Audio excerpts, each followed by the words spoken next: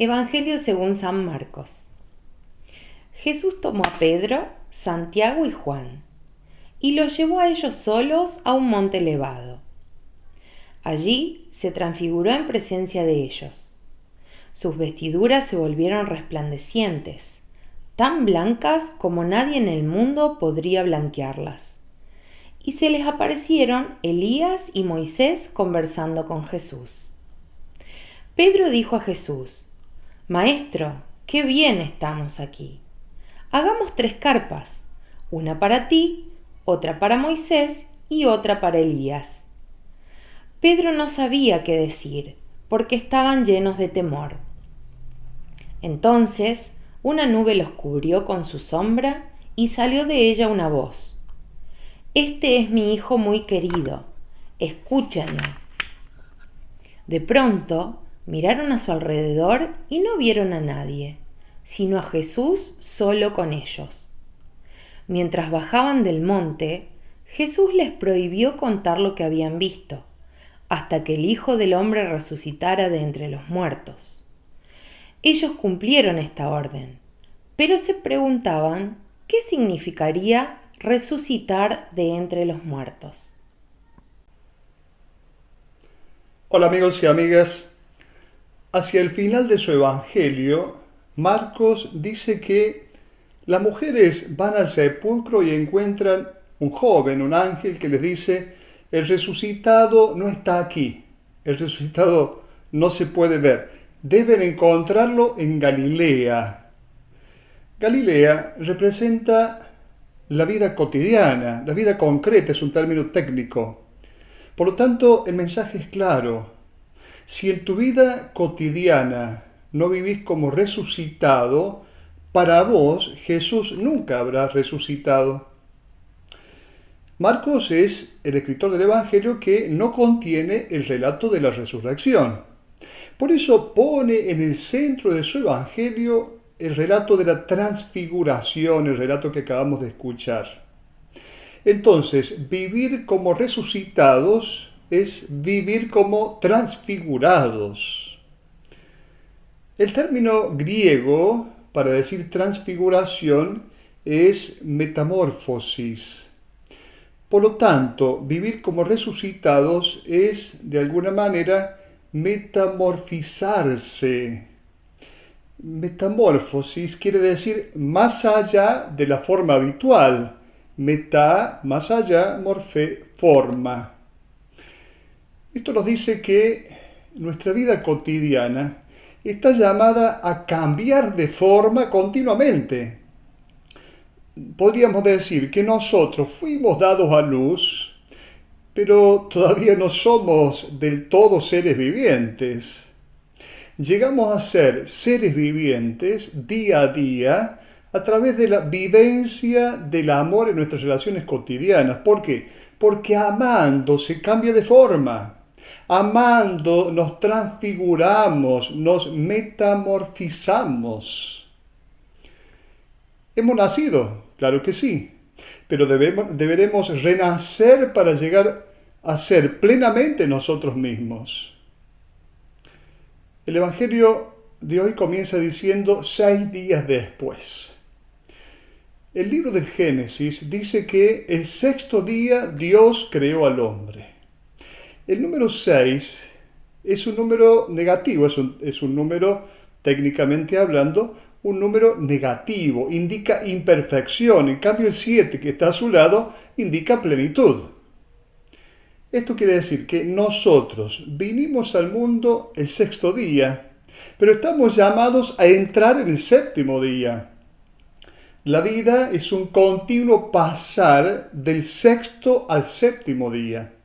La vida es un continuo darse a luz.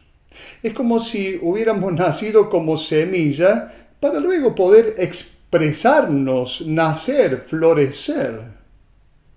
En el reino animal tenemos también un ejemplo de metamorfosis. Es la oruga que se transforma en mariposa. Somos una oruga, así de débiles nacemos, que con el paso del tiempo nos vamos convirtiendo entonces en mariposa. con el paso del tiempo, nos damos cuenta que físicamente nos vamos desfigurando. Nos miramos al espejo y nos damos cuenta de esto.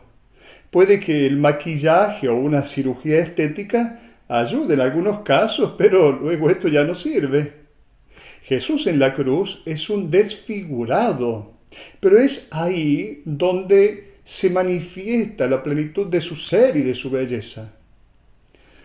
Físicamente, entonces, nos desfiguramos, pero en realidad nuestra vida interior se va plenificando, está floreciendo.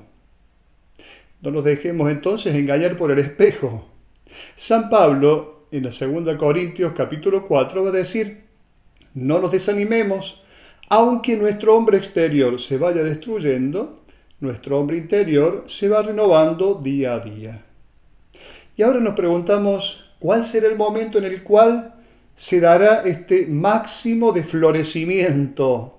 ¿Cuál será el momento en el cual esta mariposa expresará su vuelo de manera pleno, total?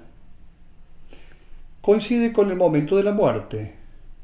Es el momento en el cual nuestro hombre interior llega a su plenitud. Cuando la biología dice que todo se ha terminado, en realidad todo nace. El Evangelio nos dice que nuestra vida no está caminando hacia la oscuridad de la tumba, sino hacia la iluminación de sí mismo. La luz es símbolo de la vida. Día a día nos vamos iluminando un poco más. La vida es un proceso de iluminación, de metamorfosis. Pero todo esto no sucede mágicamente. Todo esto merece de nuestra parte una gran responsabilidad. ¿Y de qué manera nosotros expresamos esa responsabilidad? De dos maneras. Entrando, en primer lugar, entrando en nosotros mismos para encontrar esa luz. No es posible iluminar nuestra vida sin una vida espiritual intensa. Y segundo, iluminando a los demás. Si no iluminas a nadie, te apagas también vos. El otro es la posibilidad de que yo me pueda iluminar. Veamos algunos detalles del Evangelio de hoy. Dice en el versículo 7, entonces una nube los cubrió con su sombra. Como también lo dice en la Anunciación, el ángel le va a decir a María, el poder del Altísimo te cubrirá con su sombra. La nube es un término técnico. Nube, es cierto que es lo que impide ver. La nube nos envuelve. Dios necesariamente se manifiesta en la nube. ¿Por qué? Porque a Dios nunca nadie lo vio. Dios es siempre totalmente diverso a cómo lo pensamos o a cómo lo imaginamos. A Dios no podemos capturarlo con nuestros dogmas, con nuestros pensamientos, con nuestros conceptos. No podremos capturarlo. La nube es entonces signo de sombra y de oscuridad. Pero esto no significa que tengamos que darle connotaciones negativas, no. Recordemos que el Evangelio fue escrito en Medio Oriente, un lugar donde hay muy pocas lluvias, donde la lluvia es oro. La palabra sombra deriva de umbra, que significa nube cargada de agua. La sombra es entonces algo altamente positivo. Es verdad que esconde, pero al mismo tiempo es totalmente fecunda. La nube está cargada de agua y el agua es vida. Luego, los 3 discípulos del versículo 2 que Jesús lleva consigo. Estos 3 son los mismos que serán testigos de su agonía en Getsemaní.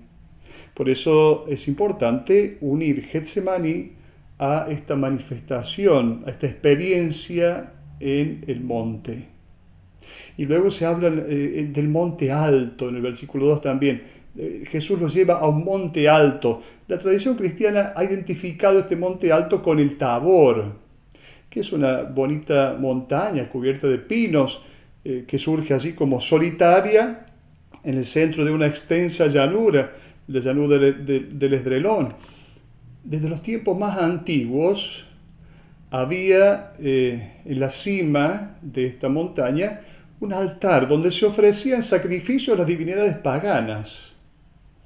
Por lo tanto, hay ya una tradición, diríamos, que sostiene el hecho de que no se habla solo de un monte cualquiera. El texto evangélico, cierto que no habla del Tabor, sino de un monte elevado. Pero el monte en la Biblia es el lugar donde es el lugar donde se dan las manifestaciones del Señor, donde se dan los encuentros grandes de Dios con el hombre. La intimidad con Dios allí en el monte llega a su punto culminante. El monte es el lugar donde nosotros podemos acoger los pensamientos de Dios. Y entonces Jesús se aleja de la llanura donde los hombres se dejan conducir siempre por principios que frecuentemente van en contra de los principios de Dios. Y entonces los conduce hacia ese monte alto. Va allí con estos discípulos. Y luego estas vestiduras blancas del versículo 3. Estas vestiduras manifiestan exteriormente la identidad de Jesús. El color blanco es el símbolo del mundo de Dios. Y luego el miedo de estos discípulos, que no indica un temor ante un peligro. Cuando la Biblia habla de temor ante una manifestación del Señor, se refiere a algo maravilloso, al estupor que envuelve a quien entra en contacto con el mundo de Dios.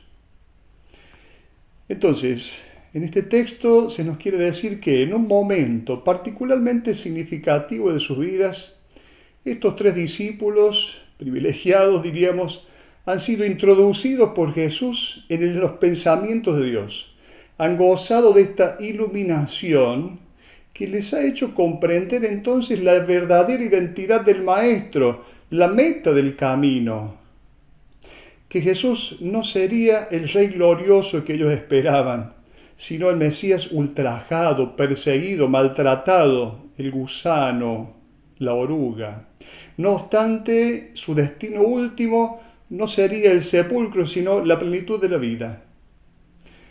La transfiguración fue una experiencia espiritual extraordinaria en la que Jesús trató de convencer a sus discípulos de que solo quien entrega la vida por amor, la realiza plenamente, la recupera plenamente.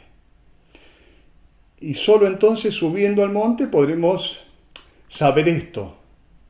Solo si subimos al monte y hacemos la experiencia de la belleza de Dios, podemos vivir con alegría nuestras entregas cotidianas y nuestro esfuerzo por hacer felices a los hermanos.